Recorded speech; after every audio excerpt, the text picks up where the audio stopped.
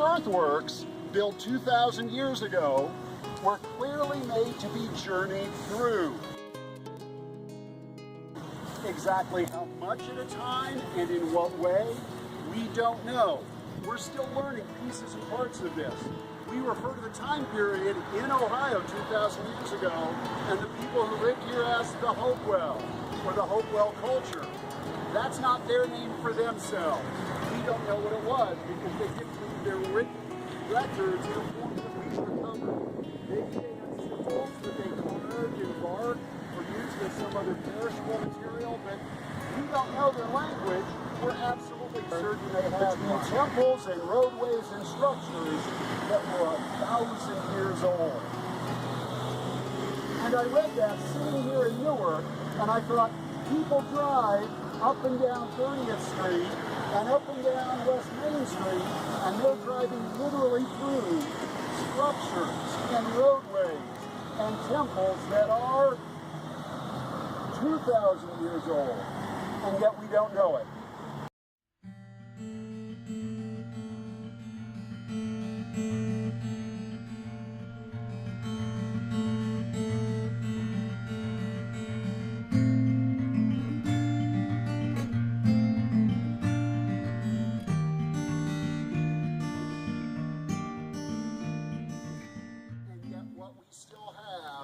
Is amazing.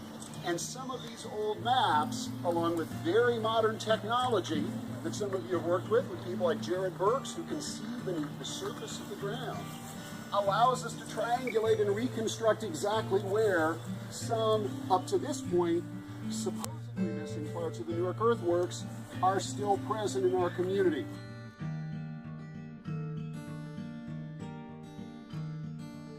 For right now, that dotted line, 30th Street, which we just zigged up.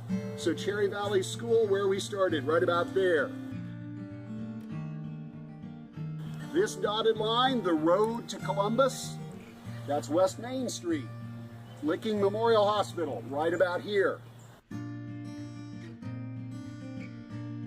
Where we are is right in between one wall of the octagon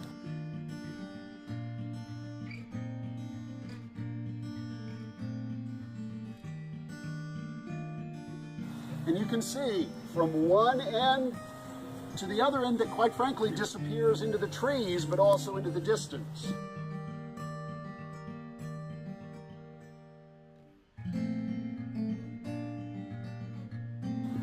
Very long wall, and that's but one wall of the 55-acre enclosure of the octagon.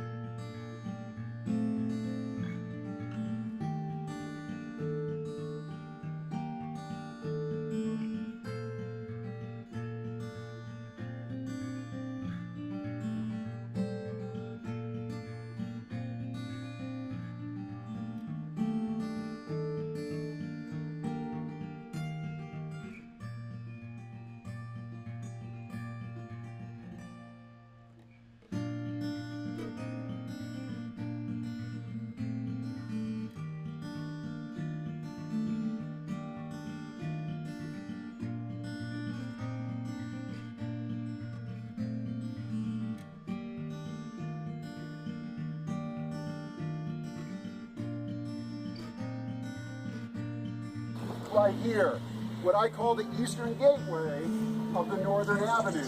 These are double-walled passageways that mark a passage that could take you to the octagon, to the square, to the great circle, and then back up to what we refer to as the ellipse.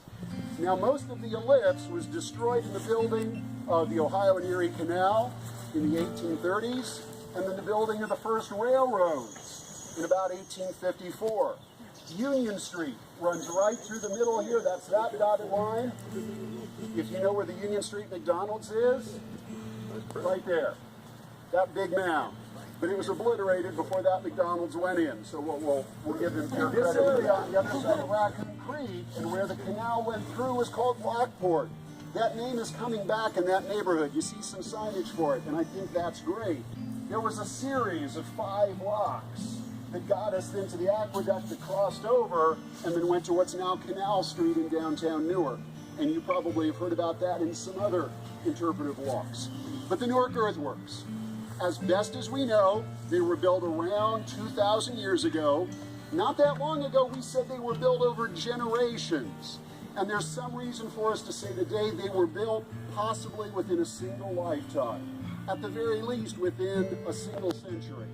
And one of the main arguments for this, interestingly, is not so much the dating techniques, which we have some of, radiocarbon and soil humates and other chemical means, but geometry. Kansas City on the beginning of the Great Plains, all the way up from Lake Erie down towards the Gulf of Mexico.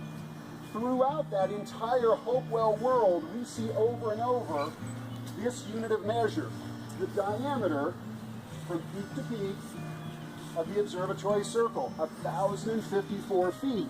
Or we find exactly half, or sometimes the use of exactly a quarter. There are competing theories about the precise unit of measure. We jokingly refer to it as the Hopewell cubit.